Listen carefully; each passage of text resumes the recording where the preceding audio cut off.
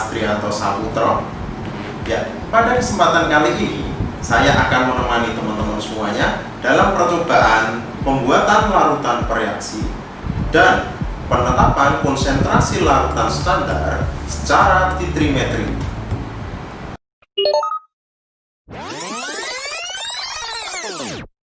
Tujuan percobaan ini diharapkan mahasiswa dapat membuat berbagai larutan bereaksi dan larutan standar dengan berbagai konsentrasi.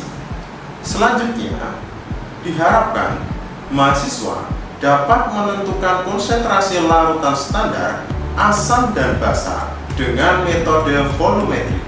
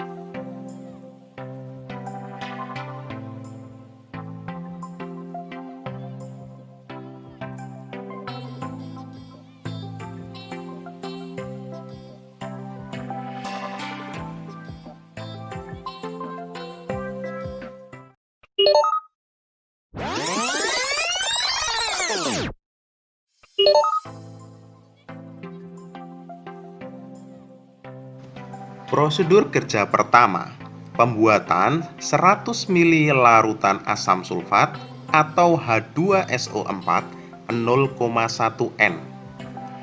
Senyawa baku tersedia dalam bentuk cair. Jadi, senyawa pekat dari asam sulfat itu tersedia dalam bentuk cairan. Nah, rumus yang digunakan adalah N1 dikali V1 sama dengan N2 dikali V2. Larutan asam sulfat atau H2SO4 yang tersedia dalam bentuk pekat itu sebesar 96%. Rho massa jenis dari asam sulfat itu sebesar 1,84 gram per mililiter, di mana Mr atau massa molekul relatif itu sama dengan 98,08 gram per mol. N atau normalitas itu kita cari karena senyawa pekat asam sulfat dalam bentuk persen konsentrasinya. Menggunakan rumus N sama dengan massa jenis dikalikan 10 dikalikan persen dikalikan N atau valensi dari asam sulfat dibagi Mr. Sehingga perhitungannya adalah N sama dengan 1,84 dikalikan 10 dikalikan 96 dikali 2 karena valensi asam sulfat itu 2 dibagi 98,08. N yang didapatkan sebesar 36. Nah, dari 36 normalitas ini kita melakukan perhitungan pengenceran. Pengenceran asam sulfat dari 36N ke 0,1N. Rumusnya N1 kali V1 sama dengan N2 dikali V2. Nah, N1 tadi sebesar 36N dikalikan V1. V1-nya yang akan kita cari, volume yang akan kita gunakan untuk pengenceran sama dengan 0,1N dikalikan 100 ml. 100 ml itu volume akhir yang akan kita buat larutannya. Sehingga V1 sama dengan 0,1 dikali 100 dibagi 36. Didapatkan hasil V1 sama dengan 0,278 ml. Itu adalah volume yang kita butuhkan untuk membuat 100 ml larutan asam sulfat 0,1N. Karena alat yang akan kita gunakan untuk mengambil larutan adalah pipet ukur 1 mili, sehingga volume yang akan kita ambil menjadi 0,3 mili. Nah, volume 0,3 mili ini yang akan kita ambil dalam pembuatan larutan asam sulfat. Nah, karena kita sudah tahu perhitungannya, kita siapkan 80 ml Aquades. Kita masukkan ke dalam labu ukur. Karena sifat H2SO4 eksotermis, kita terlebih dahulu memasukkan Aquades. Nah, kita lakukan di lemari asam untuk percobaannya. Asam sulfat pekat diambil sebanyak 0,3 ml. Kita masukkan ke dalam labu ukur 100 ml. Nah, hati-hati karena dia sifatnya eksotermis. Kemudian kita encerkan dengan Aquades hingga tanda batas. Jangan lupa gunakan pipet tetes agar tidak berlebih dan perhatikan meniskusnya larutan sejajar dengan garis. Kalau sudah, kita tutup dan kita gocok larutan supaya homogen.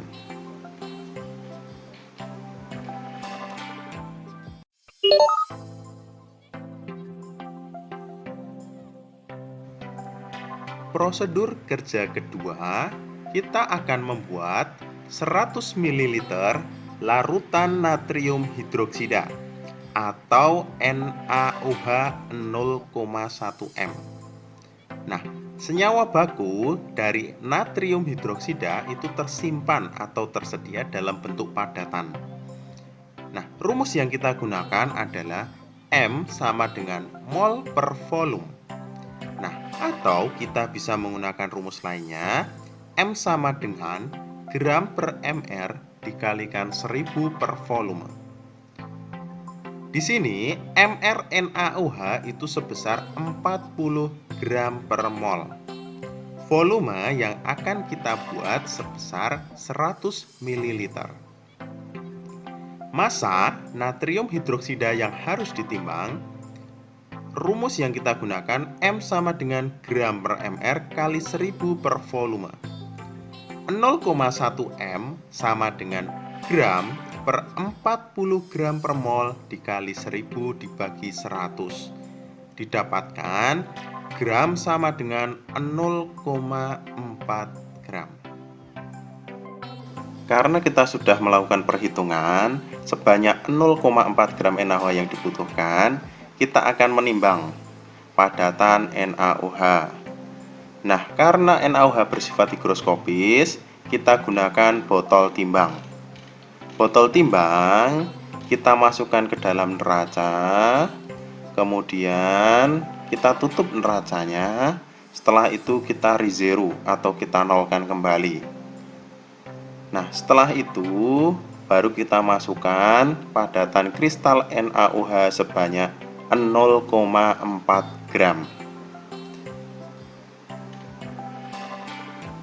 Setelah sudah mendapat massa 0,4 gram, ditutup kembali neraca, kita tunggu hingga konstan. Jika sudah konstan, kita keluarkan botol timbang. Kita tutup menggunakan tutup botol timbangnya. Hal tersebut bertujuan agar NaOH tidak menyerap air yang ada di udara. Setelah kita melakukan penimbangan, kita akan melarutkan padatan NaOH tersebut dengan Aquades. Kita gunakan pengaduk kaca, kita masukkan ke gelas beker. Jangan lupa bilas botol timbangnya dengan sedikit Aquades. Masukkan ke dalam gelas beker. Setelah itu kita tambahkan sedikit Aquades ke dalam gelas beker dan kita lakukan pengaduan untuk mempercepat pelarutan padatan NaOH. Setelah padatan NaOH semuanya terlarut, kita akan memasukkan ke dalam labu ukur. Gunakan corong kaca untuk membantu memindahkan larutan NaOH ke dalam labu ukur 100 ml. Nah, setelah nanti larutannya semua berpindah ke labu ukur, bilas kembali gelas beker yang kita gunakan untuk membuat larutan. Kita tambahkan Aquades hingga tanda batas. Jangan lupa gunakan pipet agar tidak berlebih. Perhatikan meniskusnya.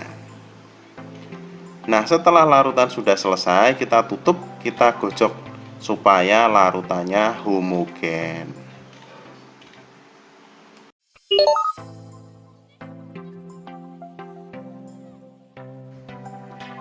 prosedur kerja ketiga, kita akan membuat 100 ml larutan baku ion Fe3+ 100 ppm. Senyawa baku dari Fe nanti kita akan membuat dari padatan FeCl3 6H2O. Ini tersedia dalam bentuk padat. Nah, rumus yang kita gunakan di sini ppm. ppm itu part per million atau jumlah miligram zat terlarut dalam 1 liter larutan. Nah, ion Fe3+ nanti akan kita peroleh dari padatan senyawa FeCl3 6H2O atau besi 3 klorida heksahidrat yang dilarutkan di dalam Aquades. ArFe itu sama dengan 55,845 gram per mol. MrFeCl3 6H2O sama dengan 270,29 gram per mol. Volume larutan ion Fe3+ yang dibuat sebanyak 100 ml. 100 ml itu sama dengan 0,1 liter. Nah, di sini untuk pembuatan larutan baku ion Fe3+ 100 ppm digunakan ppm sama dengan miligram per liter. 100 ppm itu sama dengan miligram dibagi 0,1 liter. Karena volume yang ingin kita buat hanya sebesar 0,1 liter. Jadi, massa nanti yang kita butuhkan untuk pembuatannya itu Fe-nya sebanyak 10 mg dalam 100 ml larutan. Nanti 10 mg ini digunakan dalam perhitungan selanjutnya, yaitu massa padatan senyawa FeCl3 6H2O yang harus ditimbang. Massa FeCl3 6H2O sama dengan MrFeCl3 6H2O dibagi ArFe, karena Fe yang ingin kita ambil itu bagian dari FeCl3 6H2O dikali massa Fe, sehingga massa FeCl3 6H2O sama dengan 270,29 gram per mol dibagi 55,845 gram per mol dikali 10 mg. Didapatkan massa FeCl3 6H2O sebanyak 48,4 mg. Sehingga massa FeCl3 6H2O dalam bentuk gram yang harus kita timbang sebesar 0,484 gram. Setelah melakukan perhitungan, kita mendapatkan massa yang harus ditimbang. Massa besi 3 klorida yang harus kita timbang sebesar 0,484 gram. Nah, kita mulai dengan memasukkan kaca arloji ke dalam neraca digital. Kita rezero atau kita nolkan. Kemudian kita masukkan padatan FeCl3 6H2O atau besi 3 klorida heksahidrat. Setelah massa konstan, kita dapat membuat larutan besi 3 klorida. Nah, pembuatan larutan diawali dengan memasukkan padatan besi 3 klorida ke dalam gelas beker. Selanjutnya, gelas arloji kita bilas menggunakan sejumlah Aquades. Setelah itu, baru kita tambahkan Aquades ke dalam gelas beker. Setelah Aquades ditambahkan, kita aduk hingga seluruh padatan besi 3 klorida larut. Setelah itu, larutan kita pindahkan ke dalam labu ukur 100 ml dengan bantuan corong kaca.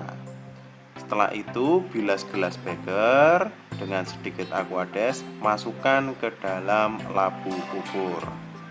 Kemudian, tambahkan Aquades hingga tanda batas. Perhatikan meniskus larutan, gunakan pipet tetes agar tidak berlebih. Jangan lupa seka dengan kertas saring agar aquades di dinding larutan tidak menambah volume. Kemudian tutup labu ukur, gocok larutan hingga homogen.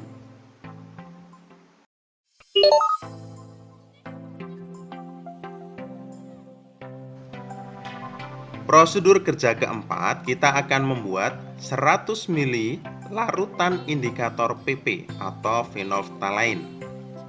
Senyawa baku dari phenolphthalein itu tersedia dalam bentuk padat.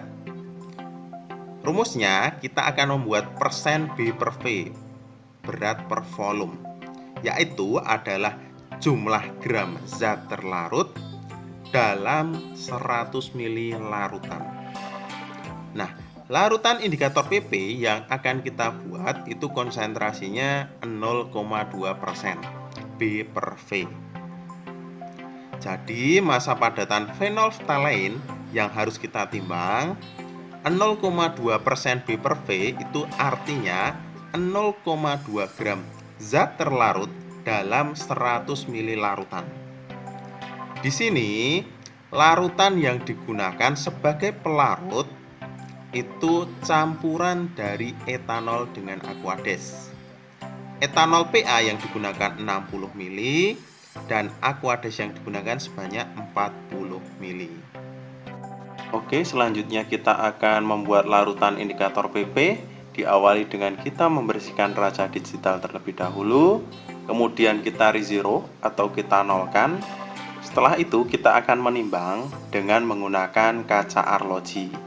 Kaca arloji yang sudah dimasukkan di dalam neraca digital, kita rezero kembali neracanya. Kemudian di sini nanti kita akan menimbang padatan phenolphthalein. Nah, massa yang akan kita timbang sebesar 0,2 gram. Setelah massa konstan, kemudian kita akan melanjutkan membuat larutan indikator PP. Padatan dari phenolphthalein yang setelah kita timbang, kita masukkan ke dalam gelas beker dengan bantuan pengaduk kaca.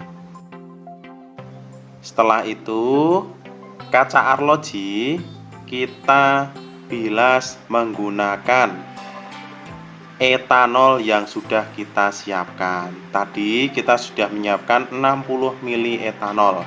Nah, sebagian kecil kita gunakan untuk membilas kaca arloji. Setelah itu, sisa etanolnya kita campurkan ke dalam larutan yang akan kita buat. Setelah itu, kita aduk hingga seluruh padatan phenolphthalein larut.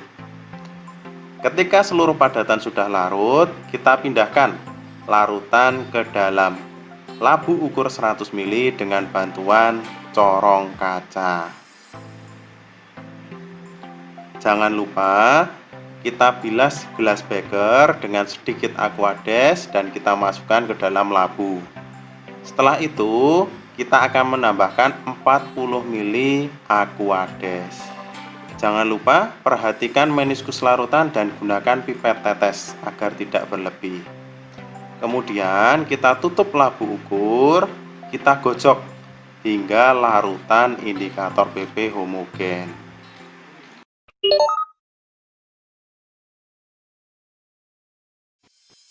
Dipasang buret 50 ml pada klem di statif. Diturunkan buret untuk memudahkan pengisian. Ditutup keran buret dan diberi gelas beker. Dimasukkan larutan NaOH ke dalam gelas beker.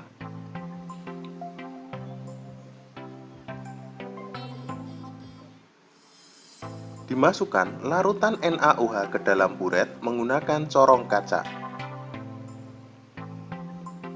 Dikeluarkan larutan hingga angka 0.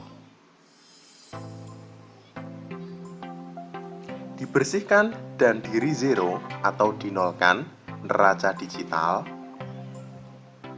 Dibersihkan cawan porselen, kemudian dimasukkan ke dalam neraca digital. Setelah itu, di rezero atau dinolkan kembali, kemudian ditimbang 2 gram padatan KHP. Setelah massa konstan, keluarkan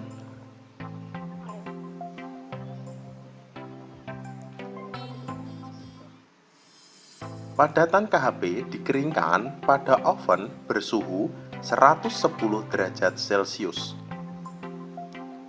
Setelah beberapa saat, padatan KHP kering, dikeluarkan padatan KHP dari oven.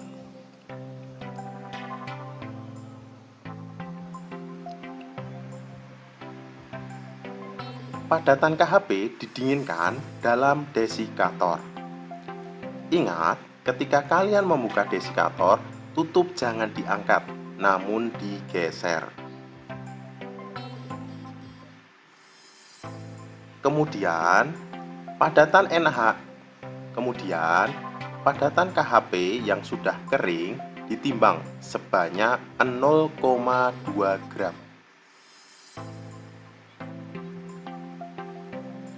Setelah massa konstan, keluarkan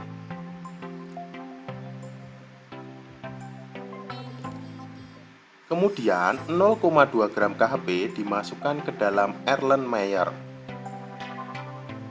Disiapkan 50 ml Aquades, dimasukkan ke dalam Erlenmeyer yang berisi padatan KHP, digocok hingga seluruh padatan KHP terlarut. Kemudian ditambahkan 3 tetes indikator PP. Kita akan memulai titrasi. Kertas putih digunakan untuk alas. Kemudian kita titrasi hingga terjadi perubahan warna dari bening menjadi merah muda.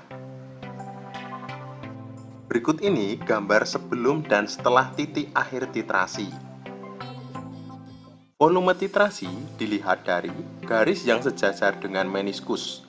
Kemudian dicatat volume hasil titrasinya. Selanjutnya dihitung konsentrasi larutan NaOH yang didapatkan. Prosedur kerja 5. Penetapan konsentrasi larutan NaOH dengan kalium hidrogen ftalat atau KHP. Tabel data hasil titrasi penentuan konsentrasi NaOH dengan KHP. Titrasi dilakukan 3 kali atau triplo. Volume KHP rata-rata didapatkan sebanyak 50 ml. Volume NaOH hasil titrasi rata-rata juga didapatkan 10,1 ml.